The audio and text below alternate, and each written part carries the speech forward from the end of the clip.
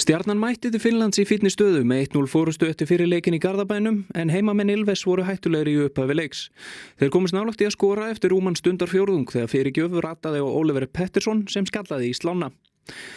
En eftir að hafa verið hársbreidd frá því að lenda undir náðu stjörnumenn betri stjórn á leiknum. Þeirra hættulegasta færi í fyrri hálfleik var þetta skot frá Jóhanni Árna Gunnarsinni sem markmaður Ylves þurfti að hafa sig allan við að verja.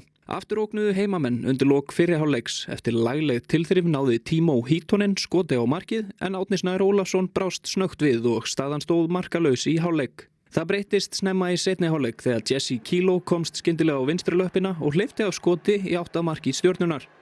Árni Snær hreyfði hvorki legg né lið og horfði á boltann farin í nærhornið.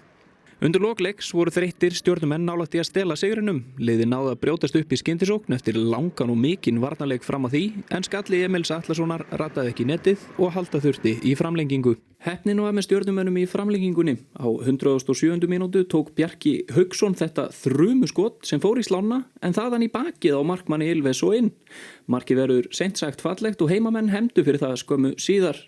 Stjörnumenn sofnuðu á verðinum og Taitu Mitanen náði að skalla boltann í netið. Staðan þá orðin 2-1 í leiknum og 2-2 samanlagt í einvíginu.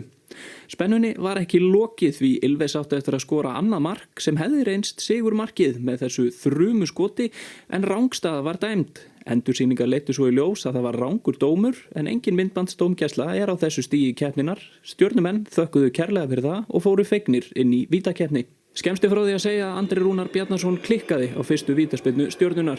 Aðri leikmenn skoruðu úr sínum spyrnum sem þýddi 5-4 sigur Ylfs í vítakeppninni. Stjarnan er því úr leik í undankeppni sambandsdeildarinnar þetta árið.